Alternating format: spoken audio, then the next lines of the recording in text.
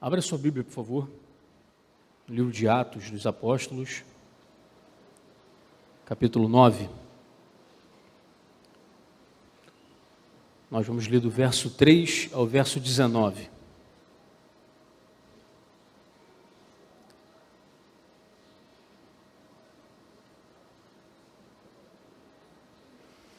O PGM que impactou os confins da terra. Você sabe o que é PGM? Pequeno Grupo Multiplicador. Escrever Pequeno Grupo Multiplicador e fica muito grande, né? Aí colocamos PGM, é a forma carinhosa que nós chamamos esse trabalho que estamos desempenhando, né? Nos reunindo em lares e estudando a palavra de Deus, orando, louvando em algumas ocasiões, né? Quando podemos fazer. Quando nos reunimos, por exemplo, num apartamento, né, num prédio, a gente tem essa dificuldade, né? Se a gente cantar, vai atrapalhar o vizinho. Então a gente não faz. Mas a oração e a leitura bíblica, né, o estudo bíblico, como é silencioso, a gente tem plena liberdade para fazer.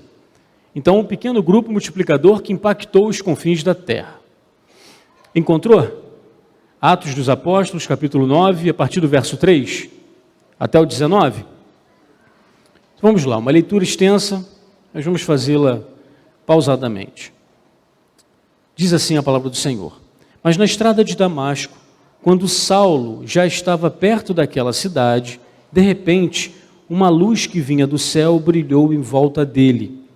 Ele caiu no chão e ouviu uma voz que dizia: Saulo, Saulo, por que você me persegue? Quem é o Senhor? Perguntou ele.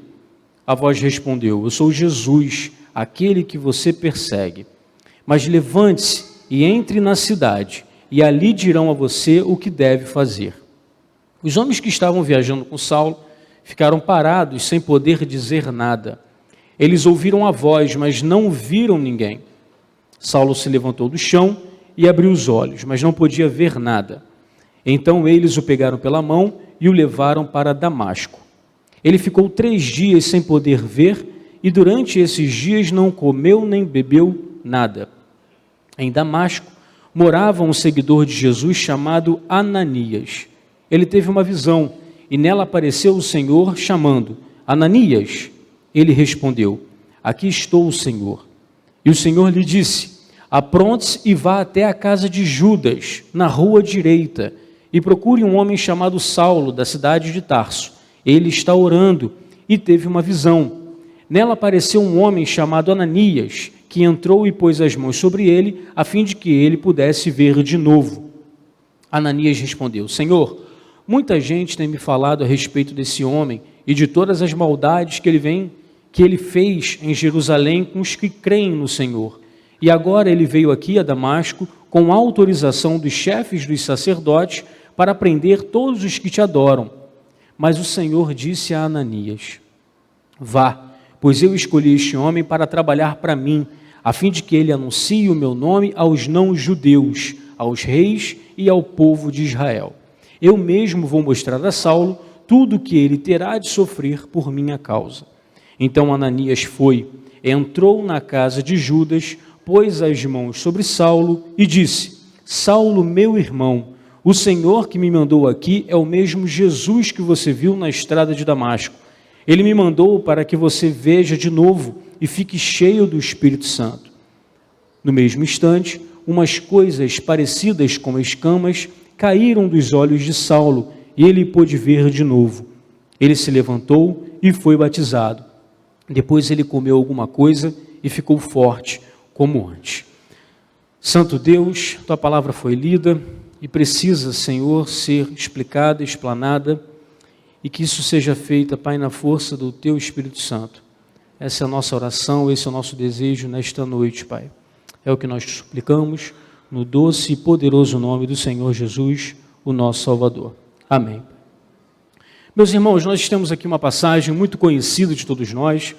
Aqueles que frequentam regularmente a Escola Bíblica Dominical se depararam agora no domingo retrasado com essa passagem, né? O final da última lição da revista Ciclo da Vida Multiplicador foi sobre essa passagem, uma passagem muito rica, muito interessante, que narra ali a conversão do apóstolo Paulo. Apóstolo esse que você já ouviu falar algumas vezes. O livro de Atos, meus irmãos, ele registra a história da igreja de Jesus.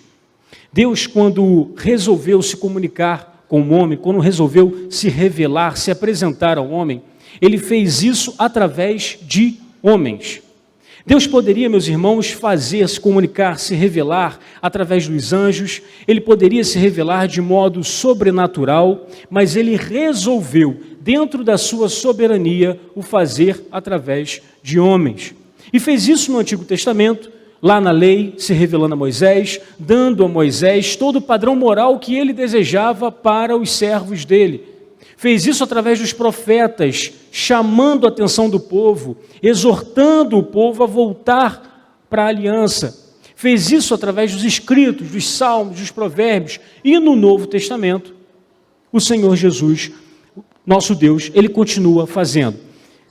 Ele se revelou de uma forma plena na pessoa de Jesus, Deus homem que caminhou entre nós, né? Que nos mostrou a forma correta de viver, que nos mostrou como se deveria apresentar o Evangelho. Um Deus homem, também na forma humana, foi a forma como o nosso Deus se revelou completamente. E aqui no livro de Atos, nós vemos Deus comissionando, dando tarefa, dando ordens a homens para que preguem o seu Evangelho. Talvez, meus irmãos, se Deus tivesse feito isso, tivesse dado essa ordem para os anjos, o Evangelho já teria sido pregado aos 4 cantos da terra. Penso eu, né, aqui na cabeça, né, no incrível mundo de Bob. Né? Se ele tivesse dado essa comissão para os anjos, talvez essa tarefa já teria sido cumprida. Mas eu não sei por quê. Não sei por que cargas d'água, né, me perdoem a expressão, Deus resolveu fazer isso aos homens. Dar essa ordem aos homens. E o livro de Atos dos Apóstolos, ele vem apresentando a forma como os homens têm entendido isso. Tudo isso feito com a capacitação do Espírito Santo. Ordem mesmo, né? A orientação do Senhor Jesus, permaneçam em Jerusalém, até que o Espírito Santo venha sobre vocês, e vocês pregarão a palavra, vocês vão anunciar essa verdade, essa boa nova de salvação, Samaria, Judeia e até os confins da terra. Pois bem, meus irmãos, né? A história da salvação, ela é feita dessa forma.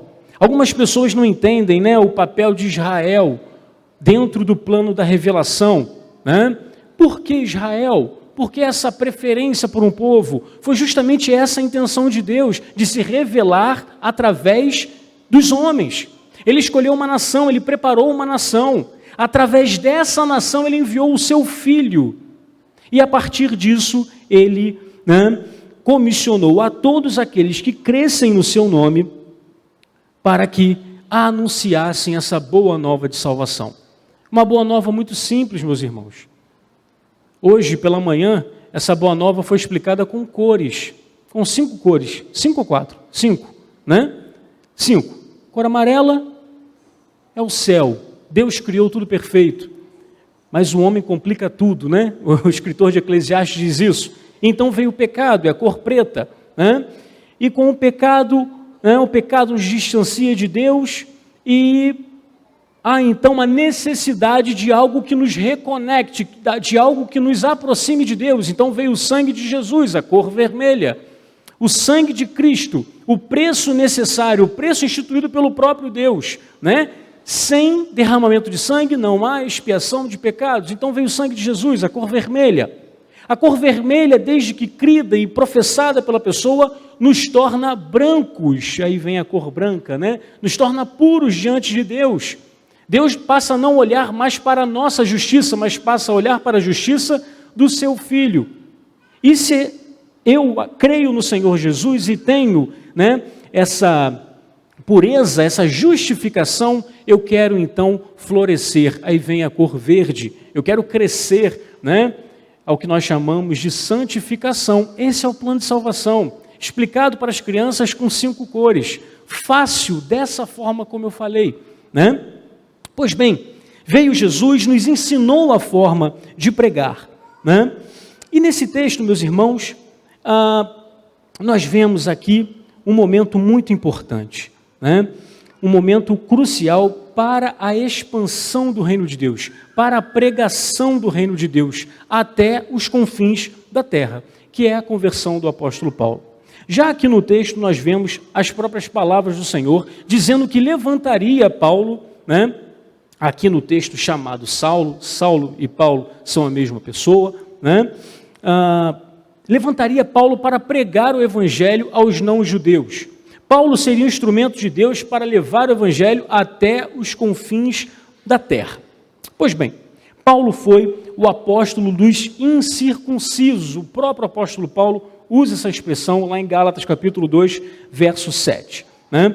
Ele levou a boa nova de salvação, essa boa nova, né, anunciada com 5 cores, simples para os não-judeus. E nós vemos aqui nesse texto, no momento crucial, né, aquele que antes perseguia os cristãos, aquele que antes tinha autorização para matar os cristãos, se depara com o próprio Jesus. Uma das coisas, meus irmãos, que mais me chama a atenção aqui nesse texto, é que Jesus fala para ele: Paulo, Paulo, você está perseguindo a minha igreja, é isso que ele fala? Não, fala: Saulo, por que me persegues?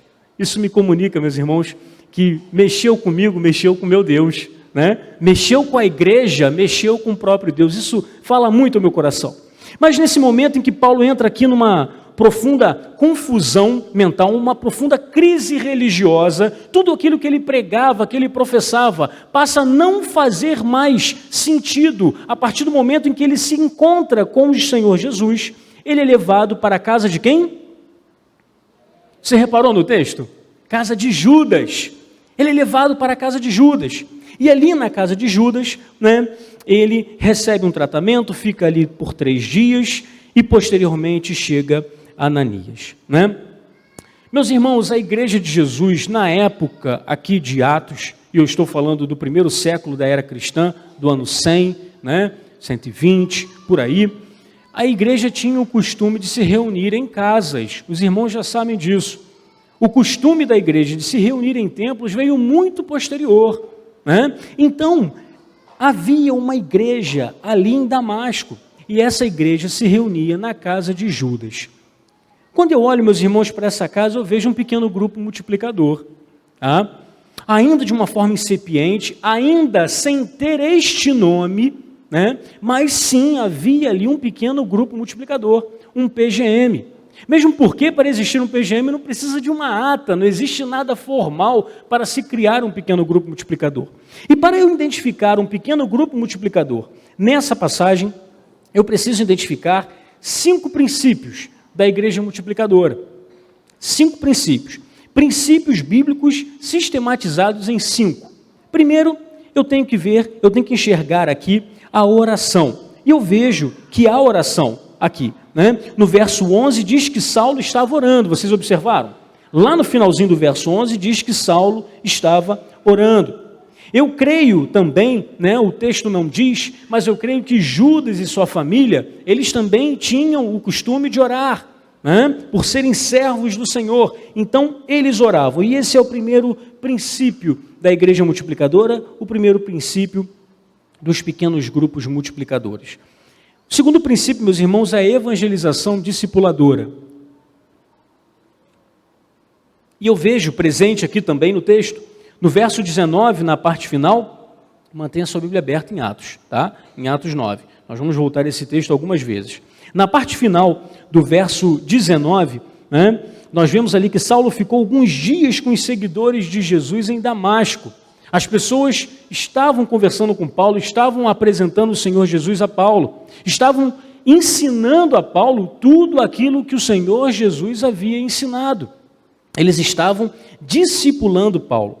Havia também compaixão e graça, e aqui eu tenho o terceiro princípio da igreja multiplicadora, terceiro princípio do pequeno grupo multiplicador. Observe na primeira parte do verso 19. Depois ele comeu alguma coisa e ficou forte, como antes. Né? A compaixão e graça no pequeno grupo é justamente isso, é o partir do pão, né? É o identificar a necessidade do outro e sanar aquela necessidade. Né? Nós enxergamos, meus irmãos, os seres humanos, as criaturas de Deus, né? Os seres criados por Deus de uma forma integral. Nós não atendemos apenas a necessidade espiritual, mas também a necessidade material, né? E a igreja primitiva, ela tinha essa visão de enxergar, né? Mais atrás, em Atos, Lucas, né, que é o escritor de Atos, ele diz que muitas pessoas vendiam as suas propriedades e repartiam aquilo ali, né? Repartiam o dinheiro, por quê? Porque havia compaixão e graça. Então, nesse episódio, há também compaixão e graça. A formação de líderes, eu tenho aqui o quarto princípio do pequeno grupo multiplicador, né? E quem seria o líder ali em formação? Quem seria o líder em formação nesse pequeno grupo que funcionava ali na casa de Judas? Paulo, o apóstolo Paulo, aquele que impactou os confins da terra, né? Esse é o discípulo que estava ali sendo ensinado, estava sendo, né, encaminhado nos caminhos do Senhor. E temos também o quinto princípio da igreja multiplicadora, dos pequenos grupos multiplicadores, que é a plantação de igrejas. Talvez, meus irmãos, no Novo Testamento não se tenha notícia de uma pessoa que plantasse mais igreja que o apóstolo Paulo. Vocês concordam? Então, há também ali a plantação de igrejas. Então, me permita me referir a esse evento ocorrido na casa de Judas como um pequeno grupo multiplicador. Não tinha esse nome na época, talvez uma outra pessoa não deu esse nome, mas eu vou tomar a liberdade e vou chamar essa reunião de pequeno grupo multiplicador, tá? E um pequeno grupo multiplicador muito importante, mas também muito improvável. E eu gostaria de caminhar nesse sentido com os irmãos. Nós vamos analisar aqui essas três figuras que o texto nos mostra. A casa de Judas, uma casa, já que o pequeno grupo, ele se reúne numa casa, nós vamos analisar a casa de Judas, nós vamos analisar o líder desse pequeno grupo, ou aquela pessoa que desenvolveu com Paulo, no primeiro momento, o relacionamento discipulador, que é Ananias, né? E vamos também analisar o discípulo, que é o apóstolo Paulo, né? Lá no verso 11, nós vemos que tudo isso ocorreu na casa de Judas, né? A casa de Judas, meus irmãos, foi um instrumento nas mãos de Deus, para recepcionar o apóstolo Paulo, né? E você sabe o que havia de extraordinário na casa de Judas? Você sabe o que havia de extraordinário na edificação, na casa dele? Você sabe? Absolutamente nada. Era uma casa comum, uma casa como a minha, uma casa como a sua, que serve para te dar, sim, para resguardar a sua intimidade, né? Uma casa simples. Não havia, meus irmãos, nada de extraordinário. E aqui hoje eu gostaria de tratar com os irmãos que quebraram um paradigma, né? Que muitas das vezes a gente acha que para abrir o meu lar para um pequeno grupo, eu tenho que ter uma casa legal. A minha casa tem que ter uma sala ampla, a minha casa tem que ter pelo menos uma varanda, né? Cadeira para todo mundo. Isso não é verdadeiro, né? Num momento posterior, o apóstolo Paulo pregando, né? E um menino estava sentado na janela. O nome desse menino era Eutico. Sabe a conclusão que eu chego? Que não tinha cadeira para todo mundo, né? Não havia cadeira para todo mundo. E Eutico estava na janela. Eutico dormiu, caiu do terceiro andar. Paulo teve que ressuscitar ele. É uma outra passagem, né? Mas não havia cadeira para todo mundo. A igreja primitiva, ela se reunia em lares e não era aquele conforto todo. O que havia, meus irmãos, de extraordinário na casa de Judas não estava na edificação. O que havia de extraordinário estava nas pessoas daquele lar. Pessoas receptivas, missionários, verdadeiros servos do Senhor, que abriram o seu lar para ser uma agência do reino de Deus, que desejaram colocar o seu patrimônio, a sua casa, à disposição do reino. Era isso que havia de extraordinário. Não havia nada de muito interessante para que ali estivesse a igreja de Damasco. Me refiro à edificação, nem à posição, nada. O que havia de extraordinário era na família de Judas, né? Eles tinham um coração receptivo, meus irmãos. Eles viviam aquela exortação que o escritor aos Hebreus, no capítulo 13, verso 2, dizia, né? Não vos esqueçais da hospitalidade, porque por ela alguns, não o sabendo, hospedaram anjos. Olha que interessante. O escritor aos Hebreus está se referindo, né, àquela passagem lá de Abraão, que Abraão recebe os 3 viajantes. Você lembra dessa passagem? Né? Que ele fala para Sara, Sara, faz 3 medidas de trigo aí, porque os viajantes precisam se alimentar e tal. Um daqueles viajantes era o anjo do Senhor. Você sabe o que significa o anjo do Senhor? Tem alguns teólogos que dizem que o anjo do Senhor era um anjo, né? Uma encarnação, tornou-se carne, encarnação, não é reencarnação, tá? Encarnação, tornou-se carne o próprio Deus. É como se fosse uma vinda antecipada de Jesus. Sara e Abraão receberam o próprio Jesus na casa deles, né? Para essa corrente teológica, claro, mas recepcionaram ali anjos, mesmo sem saberem. O que havia, meus irmãos, de especial era nas pessoas. Todos eles eram missionários. Todos eles enxergaram que deveriam estar diante do Senhor, se colocar à disposição do Senhor, colocar a sua casa como uma agência do reino de Deus. Muitas das vezes, meus irmãos, nós nos referimos a uma agência do reino de Deus como sendo uma igreja, né? Ali está, glória a Deus, ali está uma agência do reino de Deus. Mas a sua casa, ela pode ser também um instrumento, ela pode ser também, né, um instrumento nas mãos do Senhor, né? Pessoas que faziam de Jesus o Senhor, de fato, da sua vida. Nós nos referimos, meus irmãos, a Jesus como Senhor, e Ele é Senhor, né? O Senhor dos senhores. Mas o que significa essa palavra Senhor? Algumas pessoas antigamente tinham o costume de falar, preciso pagar o meu aluguel ao meu senhorio, né? Ao meu senhorio. Quem é o senhorio? O dono da casa, não é isso? É o Senhor, é o dono. Se Jesus é o dono da sua vida, tudo que você chama seu precisa estar à disposição do reino de Deus, inclusive a sua casa. Uma vez por semana, né? Vai dar um trabalho, no dia seguinte você vai ter que fazer faxina, mas eu tenho certeza que você vai ser abençoado, porque o nosso Deus abençoa as pessoas. O texto, meus irmãos, não dá muitas descrições da casa de Judas. Você reparou qual é a única descrição que o Senhor Jesus dá para Ananias sobre a casa de Judas? Casa de Judas que fica na rua direita. Só isso. Aí eu fico pensando, como que Ananias chegou a essa casa? Judas deveria ser conhecido, vocês concordam comigo ou não? Hein?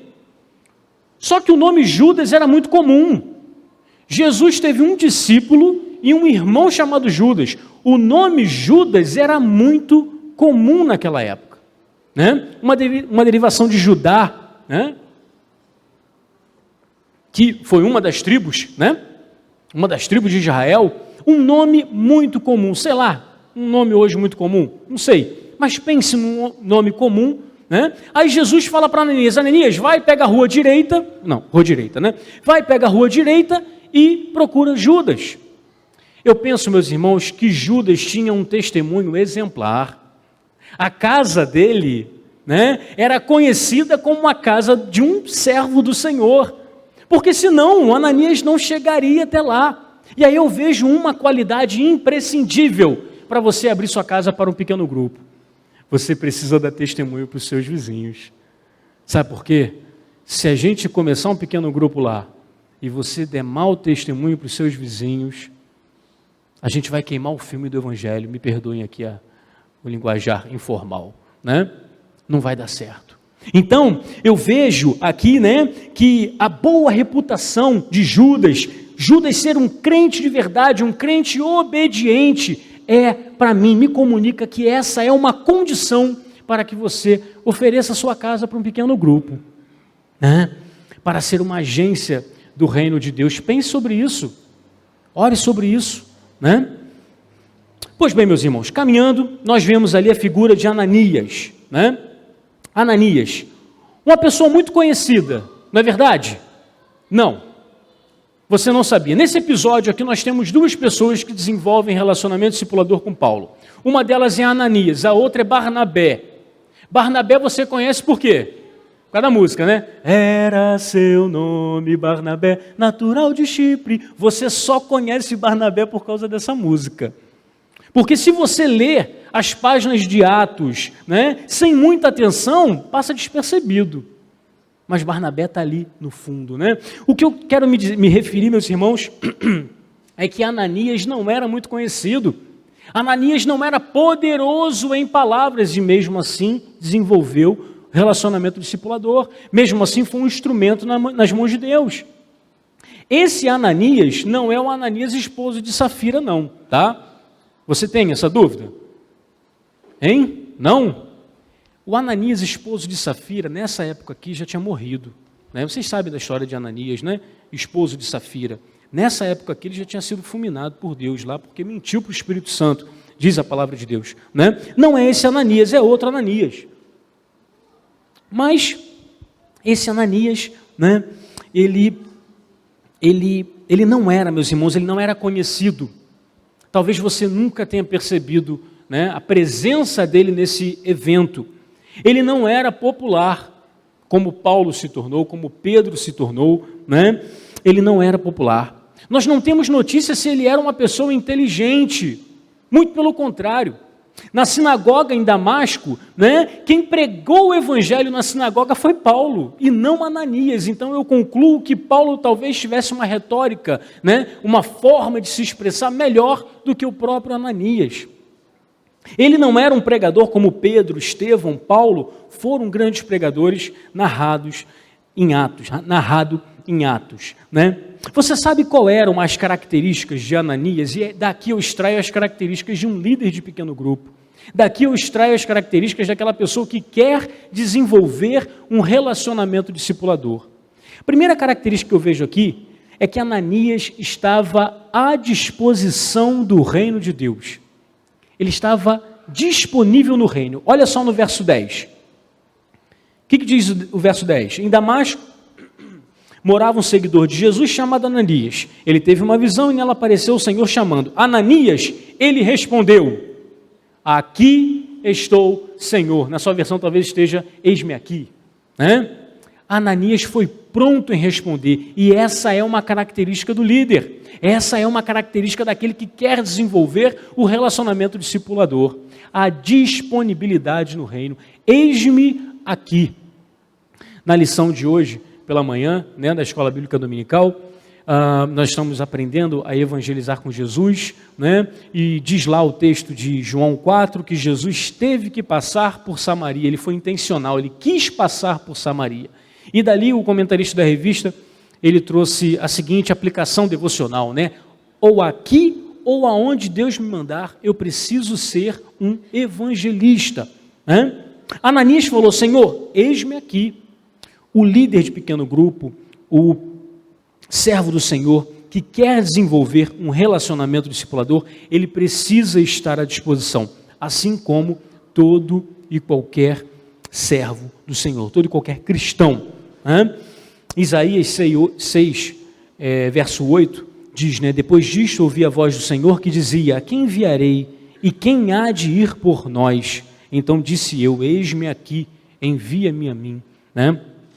Palavras de Isaías ali, tendo uma visão no templo, né? Seres alados, com asa, tapando o rosto, vem um anjo, toca a boca dele com uma tenaz, né? E ele, Senhor, tenha misericórdia, né? Eu sou um homem de... Não, eu habito num povo de... Não, eu sou um homem de lábios impuros e habito no meio de um povo de impuros lábios, né? Senhor, isso não vai dar certo, o senhor tem certeza? Mas ele se colocou à disposição do reino. Ananias se colocou à disposição e você também precisa fazer isso. Ananias tinha, meus irmãos, um relacionamento íntimo para ouvir a voz de Deus. Observa no verso 11 aí, por favor. E o Senhor lhe disse, apronte-se e vai até a casa de Judas, na rua direita, e procure um homem chamado Saulo, da cidade de Tarso. Ananias ouviu a voz de Deus. Se você não tiver um relacionamento íntimo com o Senhor, meu irmão, você não vai ouvir a voz de Deus. Você sabe por quê? Porque o pecado, aquela corzinha preta, né, da aplicação aqui da evangelização das crianças, ela faz dissensão, ela nos afasta de Deus. Mesmo na vida daquele que crê no Senhor Jesus. O apóstolo Paulo exorta lá em 1 Tessalonicenses capítulo 5, verso 19, né? Não atrapalhem a atuação do Espírito Santo. A Nova Bíblia Viva, talvez seja esse o versículo que eu mais gosto nessa versão, diz, não abafem o Espírito Santo. É possível abafar a atuação do Espírito Santo, é possível calar a voz do Espírito Santo, se eu estiver em pecado, né? Eu não ouvir. Ananias tinha um relacionamento íntimo com o Senhor, Ananias ouvia a voz de Deus.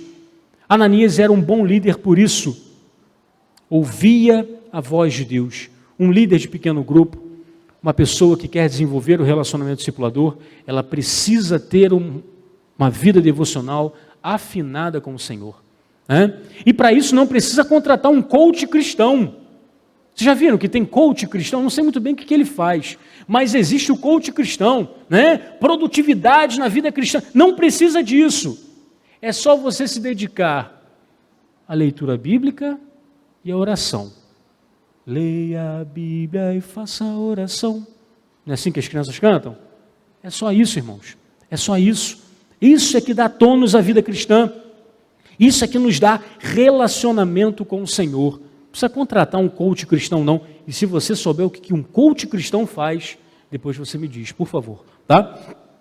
Ananias também tinha uma outra qualidade, meus irmãos. Ele era obediente. Observe no verso 17. Então Ananias foi, entrou na casa de Judas, pôs as mãos sobre Saulo e disse... Aí o texto prossegue, né? Ananias obedeceu, ele ouviu a voz do Senhor, né? O Senhor falou com ele, ele ouviu e ele obedeceu. Um líder precisa também ser obediente. Precisa ser obediente, né?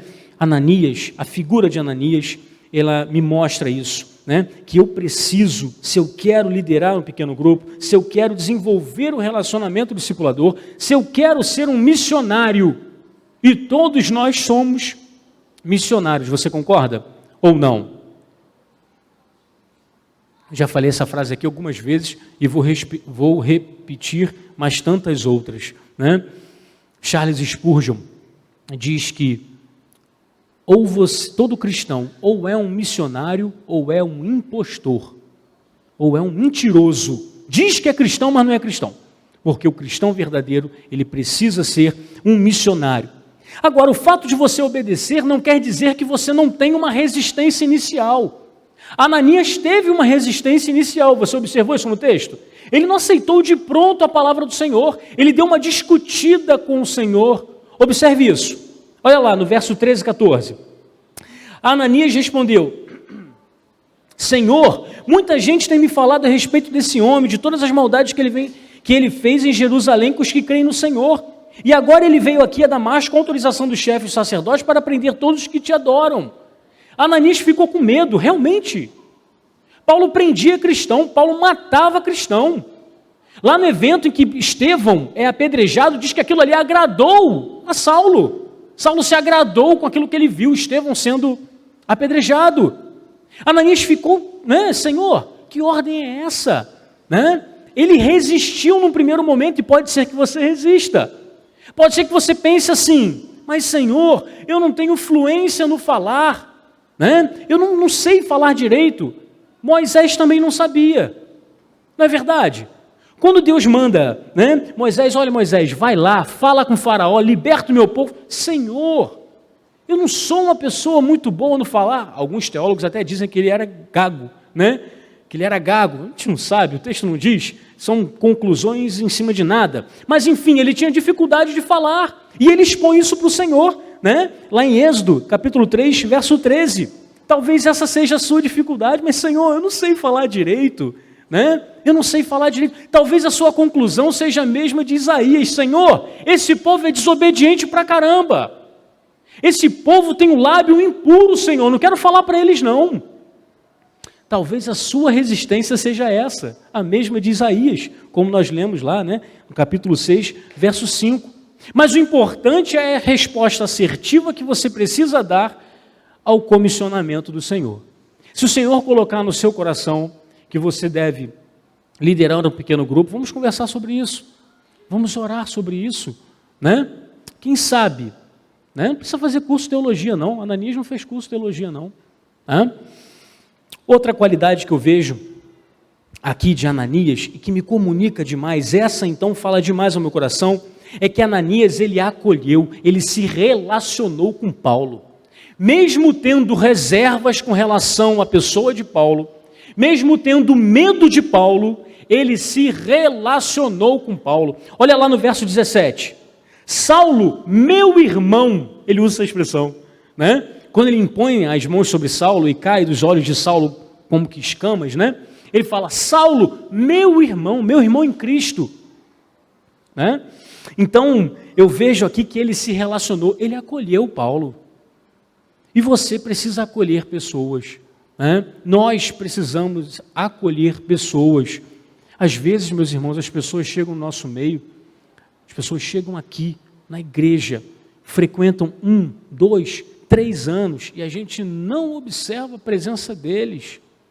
Sabe por quê? Porque eu sempre sento ali naquele cantinho. Nem sentar em outro lugar eu sento, né? Então eu não consigo ter uma visão ampliada, nós precisamos acolher. O líder de pequeno grupo, ele tem essa característica, ele acolhe, ele se relaciona. Talvez, meus irmãos, aqui dentro não tenha uma outra pessoa que tenha mais dificuldade do que eu com relacionamento com pessoa. Você sabia? Tenho dificuldade pra caramba, eu gosto de ficar sozinho, irmãos. É a minha característica. Mas como servo do Senhor, como crente no Senhor Jesus, eu preciso me relacionar.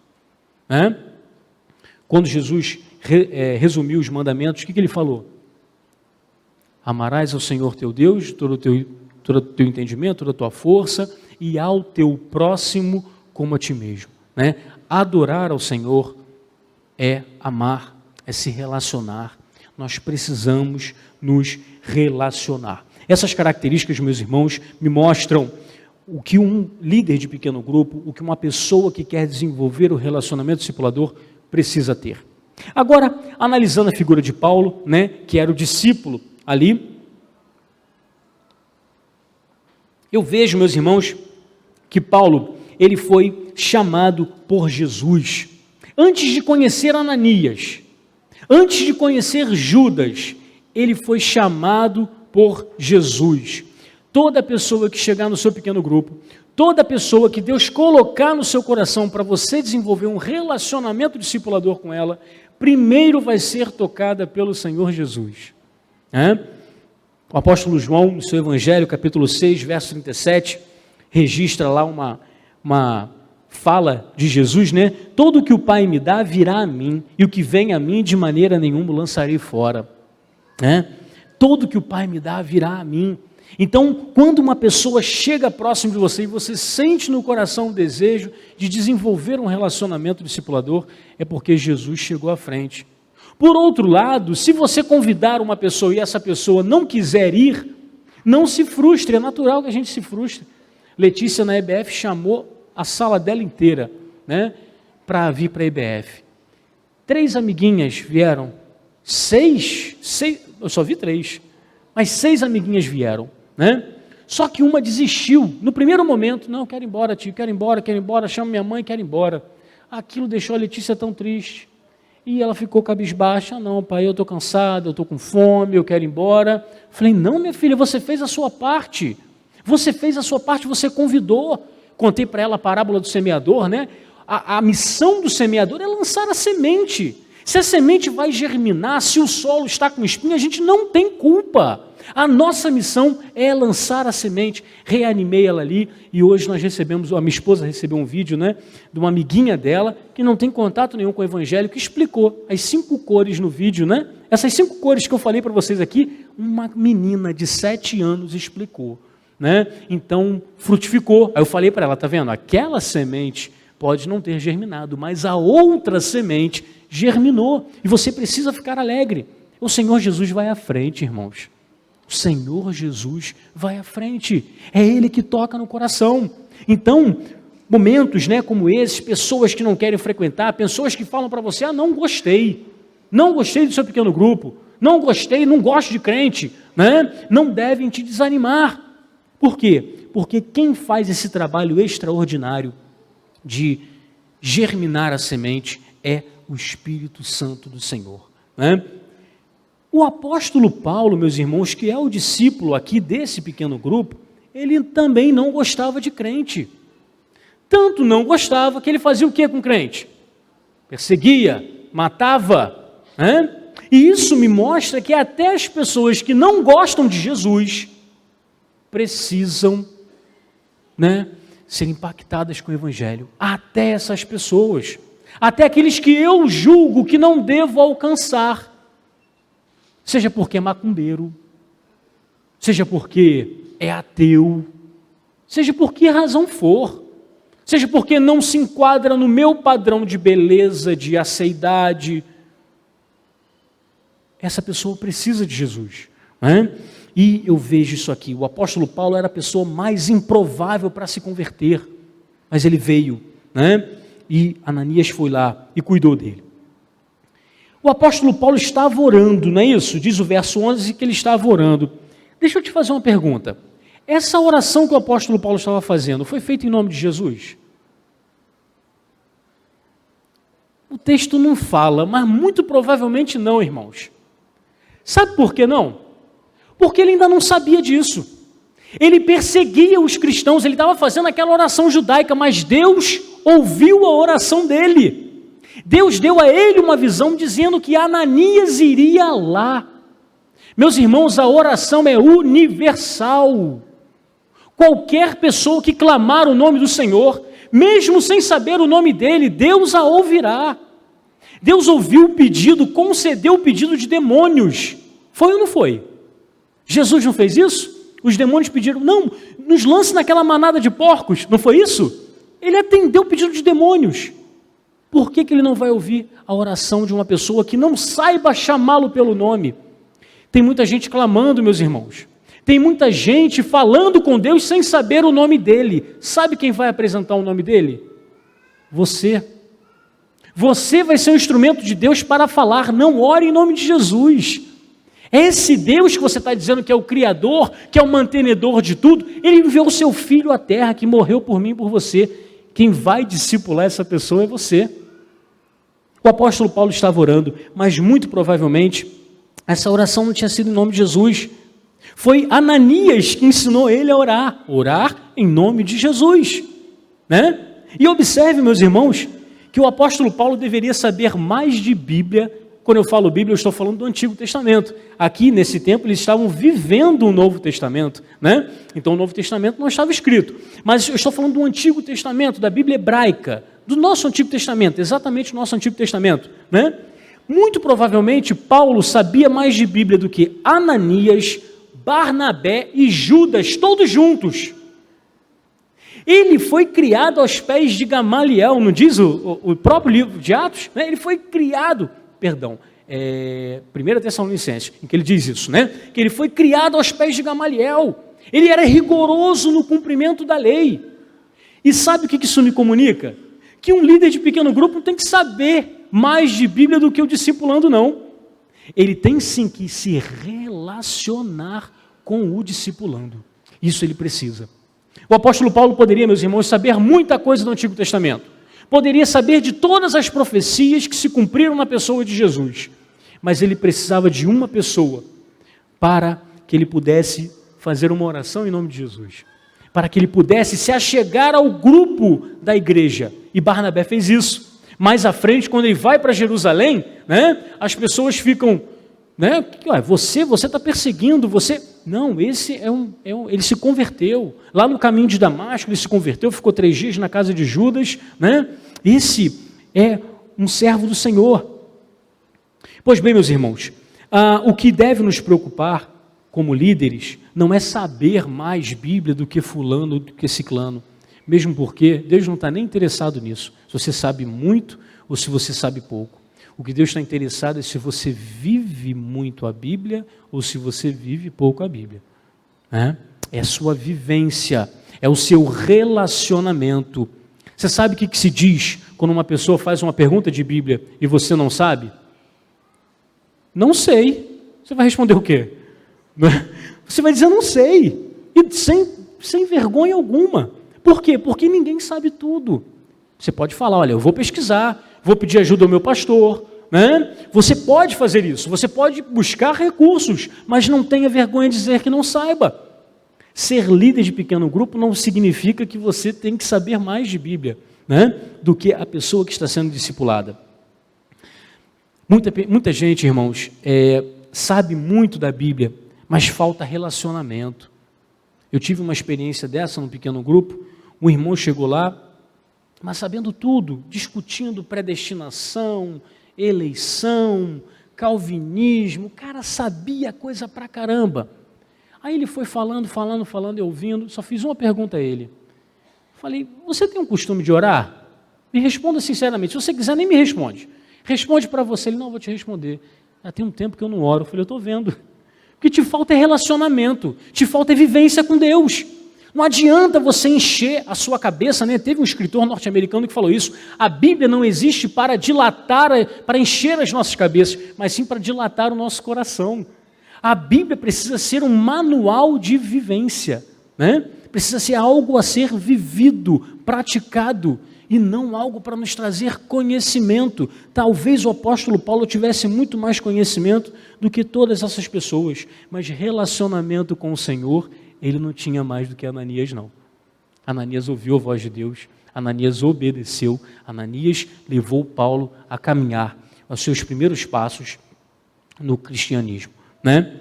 O fruto, meus irmãos, já estou caminhando para o final desse pequeno grupo, não poderia ser outro, né? O fruto desse pequeno grupo, meus irmãos, foi a expansão do Evangelho. O Evangelho se expandiu, impactou os confins da terra, né? Foi a multiplicação desse pequeno grupo que fez o Evangelho chegar até nós. Você consegue se enxergar como fruto da multiplicação desse pequeno grupo? Hein? Você é judeu? Então você ouviu o Evangelho através do apóstolo Paulo. Nós fomos evangelizados pelo trabalho que o apóstolo Paulo fez, né? Então nós somos fruto da multiplicação daquele pequeno grupo. Olha que interessante, né? Assim, meus irmãos, como nós fomos impactados pelo Evangelho por conta dessa reunião, uma reunião talvez improvável, você precisa se colocar à disposição do Senhor para impactar outras pessoas para conhecerem o Evangelho. Foi desse pequeno grupo, meus irmãos, que nasceu 13 dos 27 livros do Novo Testamento. As cartas de Paulo, né? O apóstolo Paulo, ele escreveu 13 cartas, pelo menos que estão, canonizadas, que estão aqui na Bíblia, quase a metade. Se nós considerarmos que ele escreveu também Hebreus, a gente não sabe quem é o escritor de Hebreus. Alguns acham que foi Paulo. Ele escreveu mais da metade do Novo Testamento. Tudo isso porque pessoas foram usadas para que o apóstolo Paulo caminhasse os seus primeiros passos na vida cristã. Esse pequeno grupo, meus irmãos, foi um instrumento de Deus para cumprir a profecia de Atos, capítulo 1, verso 8. Esse pequeno grupo. E eu te faço uma pergunta, né? Será que o pequeno grupo que vai nascer na sua casa não vai ser um instrumento de Deus para converter outras pessoas, para levar o Evangelho a outras pessoas? Pense sobre isso. Ore sobre esse assunto. É um assunto muito sério, irmãos. Muito sério. Um trabalho que a nossa igreja abraçou e que você precisa se enganjar, você precisa se colocar à disposição, né? Quando Deus está no negócio, meus irmãos, a multiplicação é consequência, né? Depois desse episódio aqui, o Evangelho se expandiu, foi para a Ásia, Europa e chegou até nós para a honra e glória do nome do Senhor. Amém? Se você tem o desejo de participar de pequeno grupo, de abrigar um pequeno grupo, de ser um líder de pequeno grupo, me procure. Se você não tem nenhum desses desejos, eu peço a você que você ore por esse assunto. Apenas ore. Apenas ore por esse assunto. Tá ok? Os pequenos grupos, meus irmãos, dessa semana, né, eles vão trabalhar em cima de 3 perguntas que eu vou lançar em cima dessa mensagem de hoje. Tá bom? Uma delas é, em que passagem bíblica Deus muda o nome de Saulo para Paulo, tá? Essa vai ser, você tem duas opções para descobrir isso. A primeira opção é buscar no Google. E você não vai ter uma resposta muito confiável, tem muita porcaria na internet. A segunda opção é ir no pequeno grupo, que aí você vai saber a resposta, tá bom? Eu tenho mais duas perguntas, mas eu também não vou fazer. Poxa, Jonatas, você vai deixar a gente na dúvida? Vou. Eu vou deixar você na dúvida, porque a minha intenção é fazer com que você procure um pequeno grupo, tá ok? Rafael, a gente não combinou música nenhuma, mas a gente pode cantar uma música para